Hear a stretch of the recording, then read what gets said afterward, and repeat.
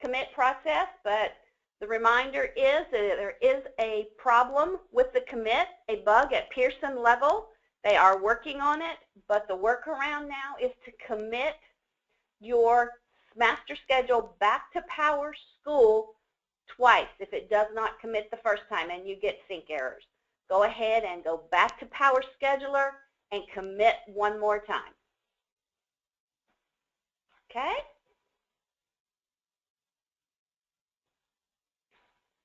We've got a few more people on, so you can begin the process of typing in any scheduling questions that you might have. This can be high school, middle school, or elementary school questions. Doris and I are here to help you with those.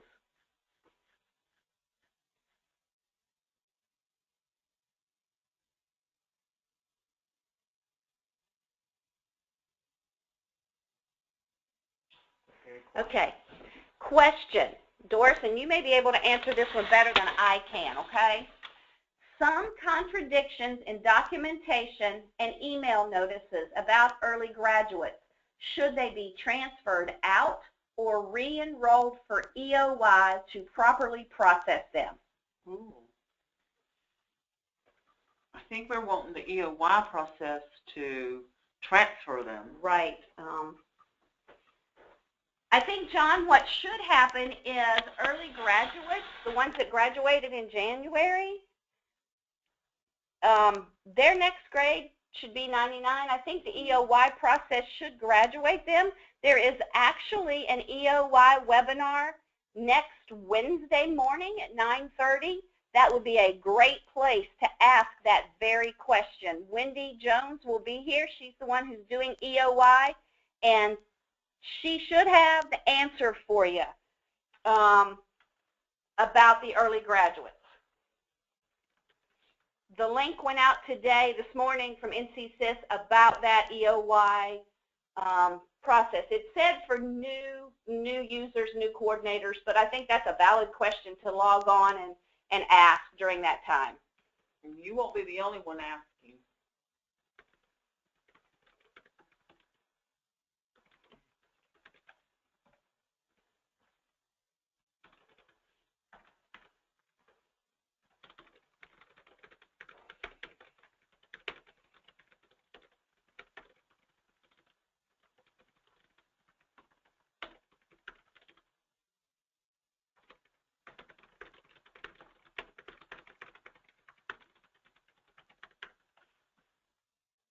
Okay. That was the only question we have so far. Sorry we couldn't be of more help, John.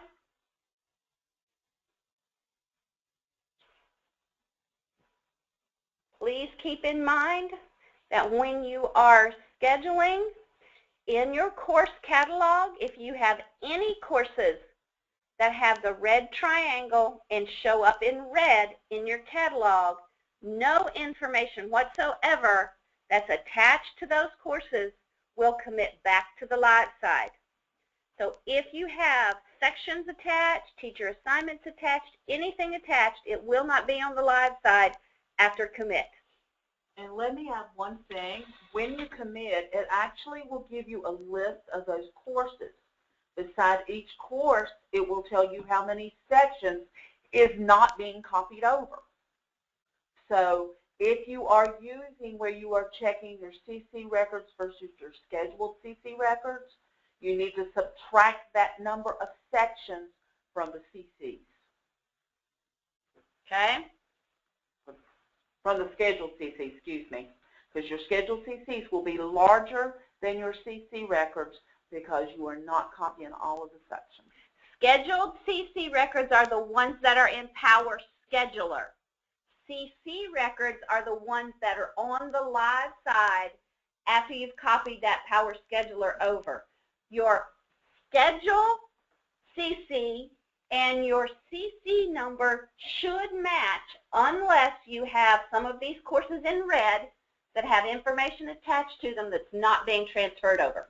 And your scheduled sections, and then the sections are also, the CCs are the students and the sections is your master. I hope I didn't confuse everybody.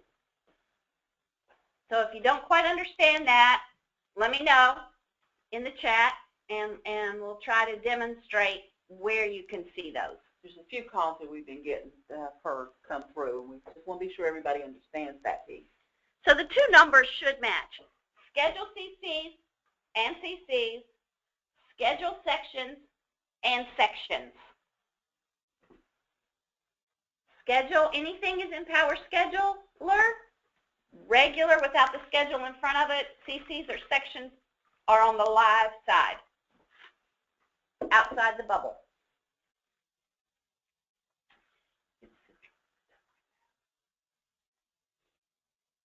Okay. We've got time to take them, so as you bring them up, we'll take them. Please make sure that you've got your relationship set up correctly. If you're having trouble loading your students, they seem to be loading, English 2 before English 1 or English 3 before English 2. There's been a change in those relationships from last year, so you want to make sure that you have those set up correctly to load properly when you load your students.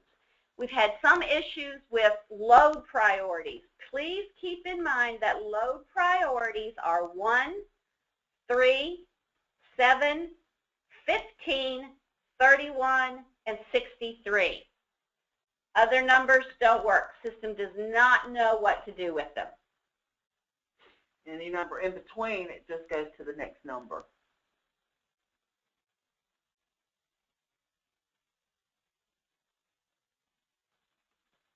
This is a quiet bunch. It is a very quiet bunch.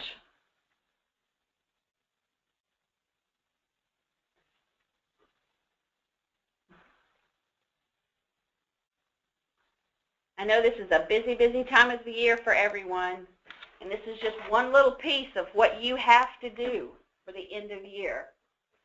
That EOY webinar on Wednesday, next Wednesday morning, will be a great place to get some EOY information just to kind of brush up, make sure you remember everything to do from last year. Remember, this schedule needs to be committed before EOY. Now that we can commit twice, the issue of waiting or doing it a little bit earlier is not as drastic. Before, we asked you to do it at least a couple weeks ahead of time because if it didn't commit, you had to email the service desk to get the old information wiped out. Now you do not have to do that. You can commit again. I'd still allow enough time because if it doesn't commit the second time, then you are going to have to contact the service desk. And don't automatically commit twice. Watch your messages on your screen. It may be that you're okay. Yeah. I have seen commits go through without being issues. So if you're getting the Milan sync error, then yes, that is in all likelihood you need to commit twice. Just go, after you commit, just go to the live side. Make sure your information's there. Call up those scheduled CC records. Call up the CC records on the live side. See if they match. See if the file is empty or the table is empty.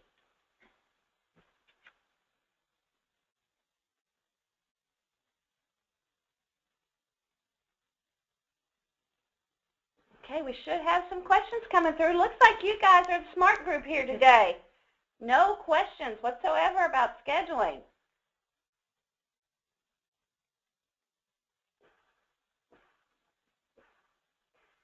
I know we had 25 people signed up, but only 8 of you were on.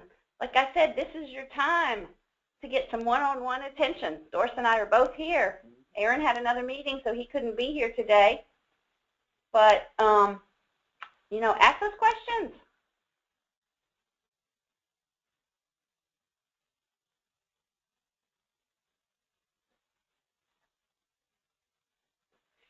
Keep in mind when you schedule too, please run, if you're using the master Power Scheduler, I started to say Master Timetable Builder, sorry, I'm back in the old days, Power Scheduler, make sure you run that room utilization report just to verify your rooms. It's a quick look at where the teachers are to make sure they're in the correct rooms. It's a whole lot easier to look at it there and notice discrepancies than it is to try to go through section by section and make sure teachers and sections are in the right room. Pretty colors all over the picture. Yeah. I do not know if there's anything in this one or not. Let me see if I can run that report here and see if it actually brings up anything. And when you log in, you've got to click Associate and make sure you've got all your rooms picked, or you'll come up with nothing. Oh, sorry. I just clicked Associate again instead of Submit. You lost all your rooms. Yeah.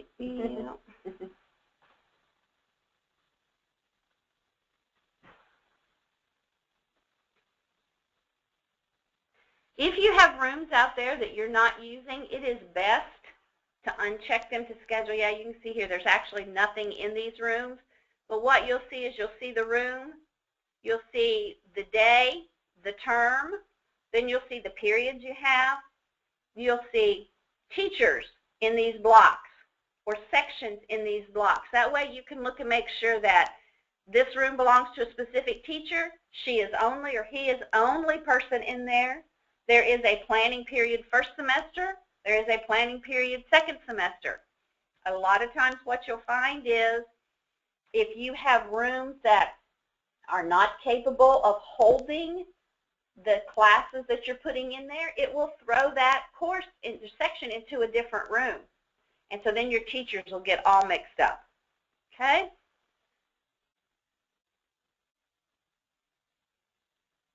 All right, hold on.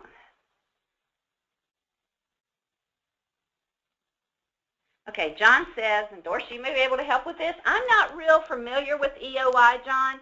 I was not involved in it last year and have not been so far this year. So I am planning on attending that webinar on Wednesday to find out more.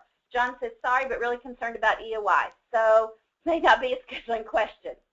Validation insists that pre-registered students must have their scheduling setup filled in. Does it matter what is input for the next grade and the next school for pre-registered students? Well, I am hesitant to answer that without the documentation.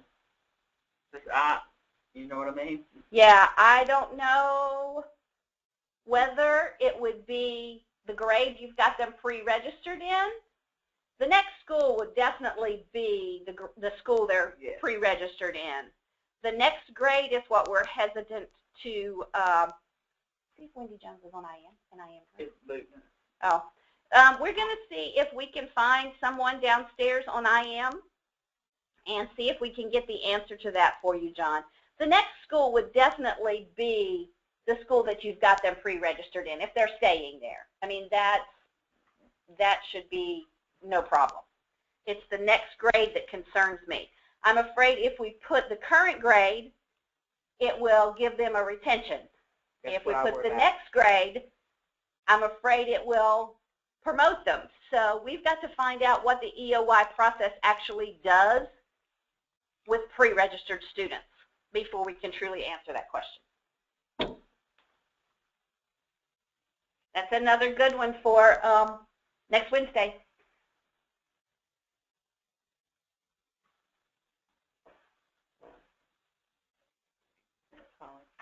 I know a lot of you already have a lot of your scheduling done, so you are concentrating a lot on EOI. Don't forget that you need to have everything done in the current year. Your transcripts run, make sure they're right. Your grades stored, make sure that's right. Any testing information, you need to put all that in and make sure all that's right before you commit your schedule. Keep in mind that once you commit, if the student and parent portal is still open, they can see their schedules for next year.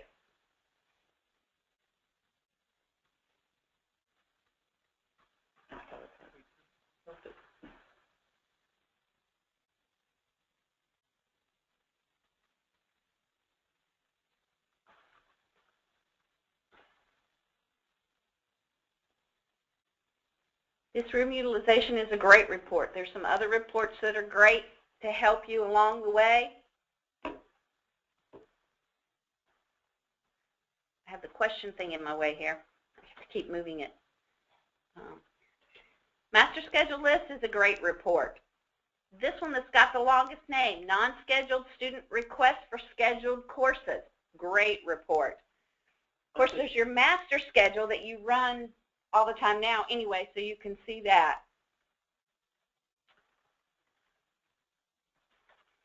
Schedule course enrollment. That shows you the seats available. It shows you the primary request, the alternate request, how many students got in, and how many students didn't get in. So it'll let you know whether you have enough seats, whether you may need to move a section. If you have enough seats to house all the students, but there's 25 students not getting in, that's a key to you that maybe you need to move one of your sections around or look at it a little differently. That's a great report for that. Student schedule list. It's the number of scheduled classes by student. But let me warn you, you can sort this report, but before you print this report, you want to go to the start screen and select all students. If you do not have all students selected, when you click on one of the titles to sort it, it blanks it out, and so you won't be able to see anything. So the key to this report is student schedule list is to make sure you go to the start page of the Power Scheduler and select all students first.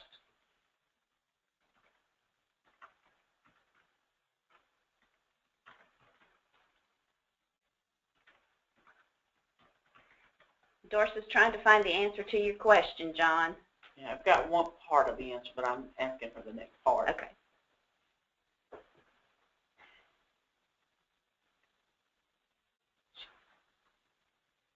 All right. You set up the scheduling information and use the same grade level. As long as the pre-register date is the first day of school for 15-16, EOY will skip over them. I am quoting her right now. Okay, so what it says is next school you want to leave the same. The grade level needs to be the same grade they're in now, but their pre-registration date needs to be the first day of school for 15-16. So when EOY sees their registration date as the first day of school for 15-16, it will actually skip over them and not give them a retention.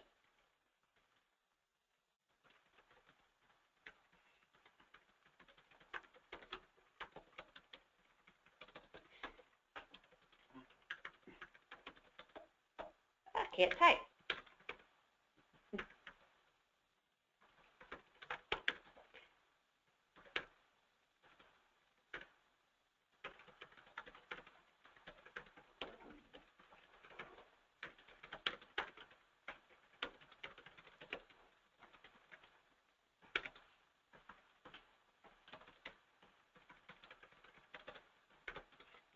Everybody knows it's well on their way. Yeah. Having questions, that's really good.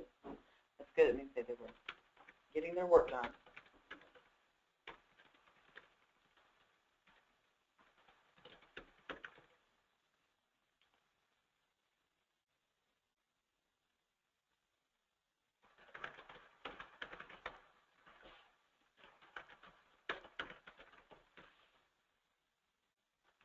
All right. Hope that helps, John.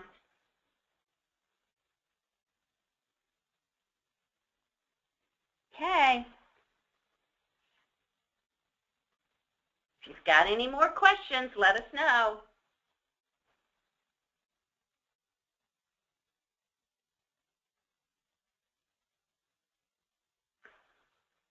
Remember to download the engine if you did not from last year. You want to do that again because they did some updates.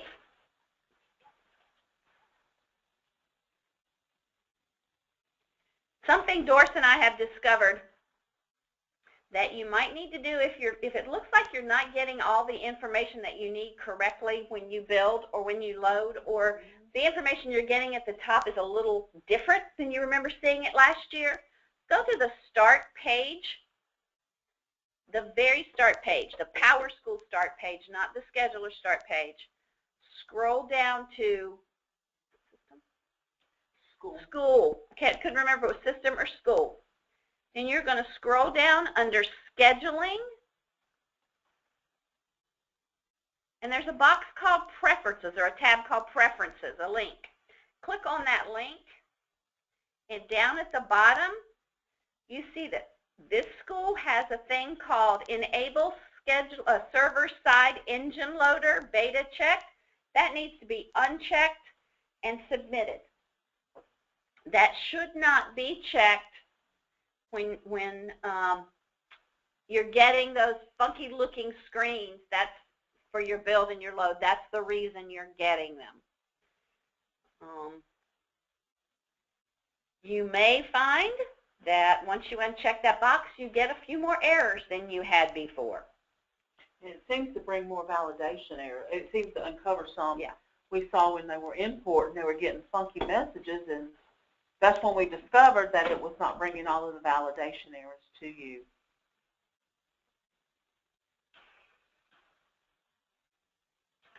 Keep in mind that once you start to move sections by hand, never build again. Once you start to move student schedules by hand, never load again. It wipes out what you've done manually. And don't orphan those little babies out there by moving sections and not rescheduling those students. Right. In Power Scheduler, you can just go to the section and change the period or change something in that section. If you change the period, that does not move the students. That leaves them scheduled there. So if you're starting to do manual changes like that, you'll definitely want to reload your students before you start to schedule by hand. Another thing to keep in mind, if your years and terms were not accurate when you set up this scenario that you have that's active now, before you start to schedule students by hand, you will want to go correct that information, make sure your years and terms are set up correctly with the correct dates, and reload your students. If you just change the years and terms, it does not trickle down to the student's enrollment date. So reloading those students actually triggers that enrollment date to be set correctly.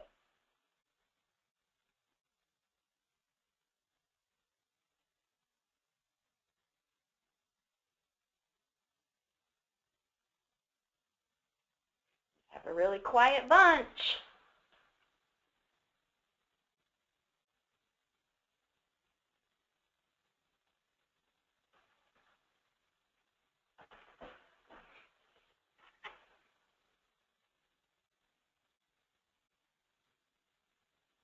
Keep in mind, if you're having trouble with scheduling teachers in the correct room, it is not required, but it helps to have departments on your rooms, departments on your teachers, and departments on your courses.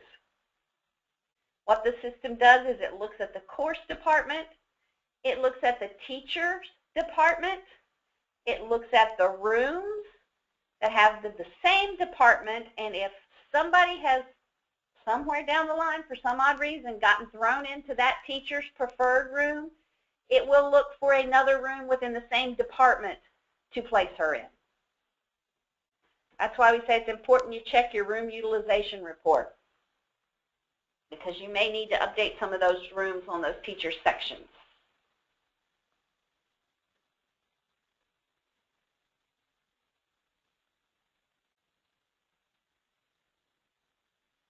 Elementary scheduling, just keep in mind that you can copy your master schedule now. We recommend that you wait till after EOY to copy your master schedule. You can actually create a scenario in Power Scheduler, copy from last year into this year, do the tweaking just like you do for high school or middle school. You do not have to enroll any students, and then you can just commit that back to the 15-16 school year just like you do every other school. Do not enroll students in classes until after EOY on the live side.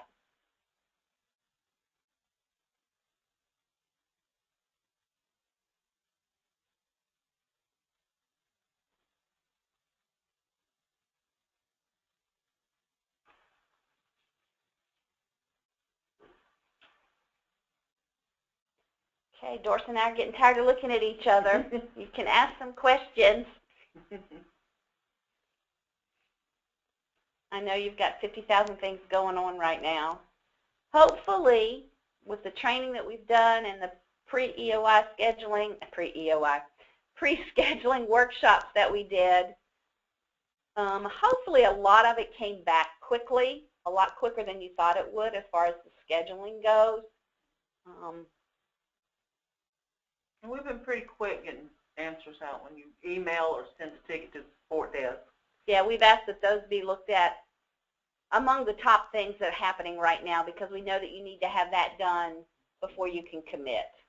Except for today, I usually check 2 or 3 times a day for new tickets to be sure that we've taken care of. And if you've got one that you've sent in that hasn't gotten answered, send Erin or I or Doris an email and we can take a look at it. You do want to go ahead and register for that EOY webinar, which is next Wednesday morning. An email went out today from NCSIS about it and the registration link to it. So you want to be sure and do that. I know it talks about some tricks and tips and things that validations and things like that you'll need to take care of. So, and it may tell you something you've forgotten from last year. A tip. So it never hurts. I always learn something new every time I go to one.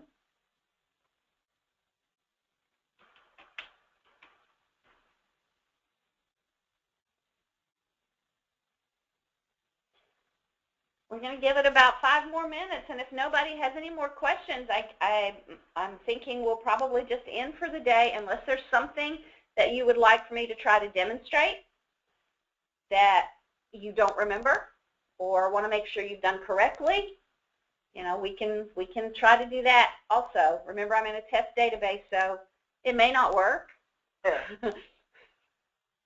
No, really, no smart remarks now.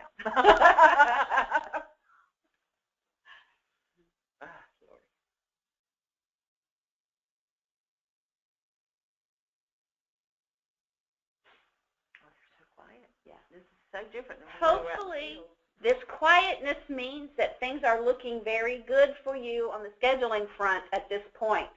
That we've done just such an awesome job that it's all going to be beautiful, and SAR is going to work right, and PMR is going to look great, and all those lovely things that you have problems with at the beginning of the school year are going to just be gone. That's right. One thing I do want to remind you of that you can do, and I know don't everybody yell at me when I say this, but course number changes. In Power Scheduler, if you have a course number that is wrong or is not a correct course number, an invalid course number, it's showing up in red and you've gotten the new course number for it, what you can do in Power Scheduler and in Power Scheduler only is go to the teacher, go to the schedule for the teacher, and of course this has no information in it, but click on that section and reassociate the new course number with that section. This does not orphan any children or anything in Power Scheduler. When you do it on the live side, you break a lot of things. So never ever do that on the live side, but in Power Scheduler, you can do that.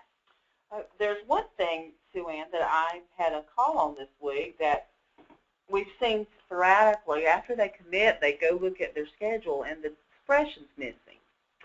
If you go on the live side and go into school and go to day and just submit that screen or put it in the right sort order if it's more than a day, I have seen that once you submit that screen and go to your sections, then you can see the expression.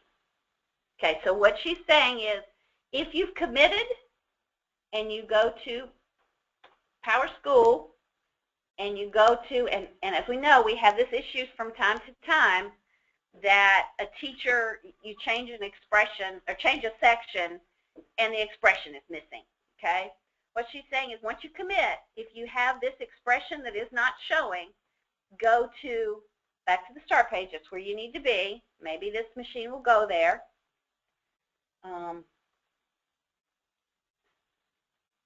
Go to School. Scroll down. To remember where it is because they've moved all this stuff around. Under Scheduling, click on Days. And if you have a sort order here, maybe there's not one. We're going to put 1 here and we're going to put 2 here and resubmit that screen. She has seen it bring that expression information back. It has. So just kind of a little tip there. So in case you see that happening to you. It's worth a try before you email the service desk. Because that's what we're going to tell you to do. I know. And then if that hasn't worked, you can say, that didn't work. Just put you a little step ahead.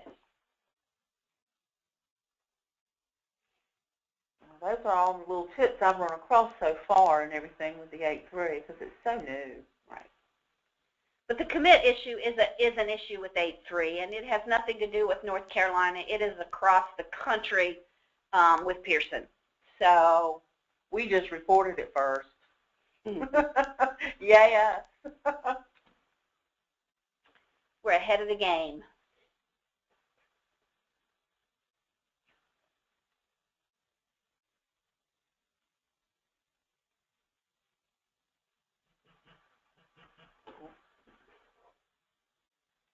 All right. Not showing any questions. You're awfully quiet out there. John, do you have any more?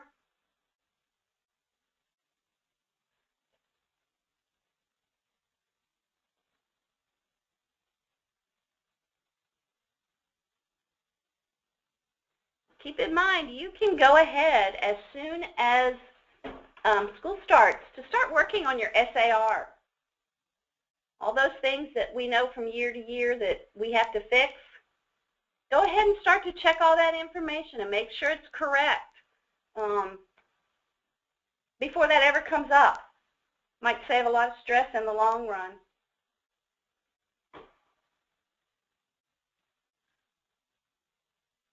Hopefully, with the more experience we've had with Power Scheduler, this year we'll have less issues with SAR.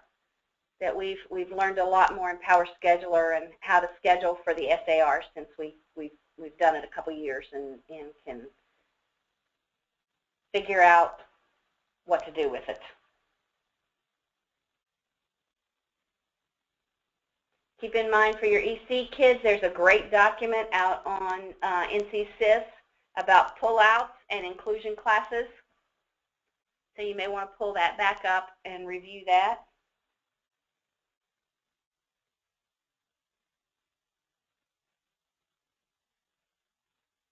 Make sure your teachers are highly qualified.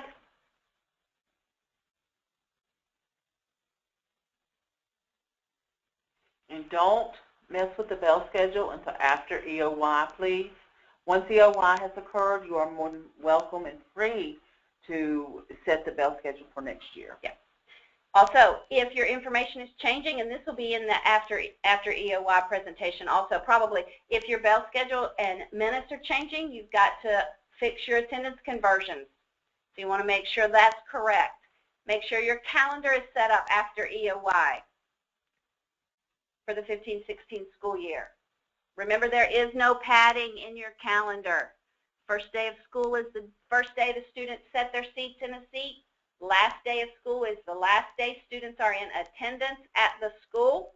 So last day their seats are in a seat. There is no gaps in years and terms. If semester 1 ends on 1/13 and semester 2 starts on 1/16, best practice is to extend semester 1 to 1/15, then begin semester 2 on 1/16.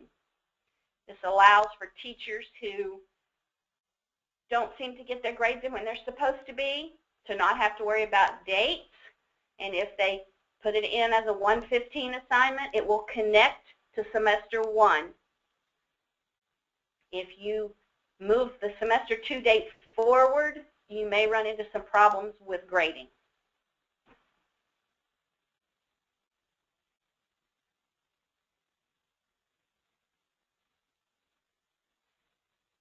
It's really strange. The people I see on here, you usually have lots of questions. We must be doing good. I think we've covered so much this year and have done so many webinars and covering things. I think we've got a lot covered this year. I think there's not as many unknowns this year as there were last year. What we're hoping too, that this kind of process has helped you, has helped everyone. We were talking about possibly just doing some general Q&A webinars once school has started. Just logging on for an hour and saying, here we are, here's the webinar. Got any general questions? We'll see if we can find out for you. So hopefully we can start that. That's not been approved for us yet, but I think it would be a good idea. May help you guys in the long run, and that's our objective, is to get you as much information as we possibly can when we know it and how we know it. So, yeah, in a timely manner. So it is now about 1:45. I'll give you just a couple more minutes to ask questions. If you don't have any more, then we will sign off for today. There are some more webinars scheduled.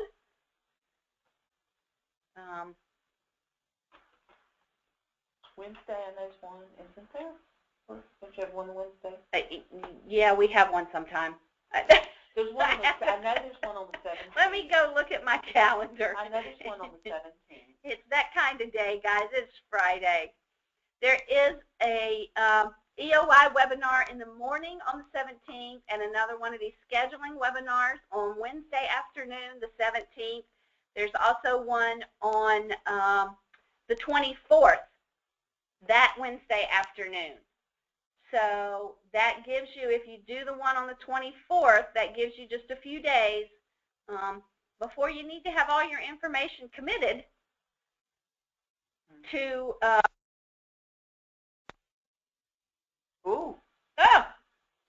to get the information done. I'm not sure what the phone just did. It said my entry was not valid. Can you still hear me? If you can still hear me, raise your hand. Okay, they can still hear. We're good. We've been having trouble with this phone. The last two webinars, it didn't work at all. So you guys got lucky today. So it is about 1:44. If there are no other questions, we're going to call it a day for today. Remember, next Wednesday, EOI webinar at 9:30, scheduling webinar Q&A at 1. The next Wednesday, the 24th, same thing. There's one at 1 o'clock in the afternoon about scheduling questions. You may have some more EOI questions, so what I will try to do is see if we can find somebody who's very well versed in EOI to go ahead and come up to that webinar. And let's see if you have any EOI questions. Maybe we can just field both at the same time. I'm not making any promises on that one because I don't know what everybody has, but I'll check around and see if I can do that. That'll be a good thing. Yeah. Good. Yeah. Well, y'all have a wonderful weekend. And if you need anything, please let us know. You can email Doris, email me or Erin or I. Send your tickets into the service desk. Remember to do that. And thank you for attending. Have a great weekend, everyone.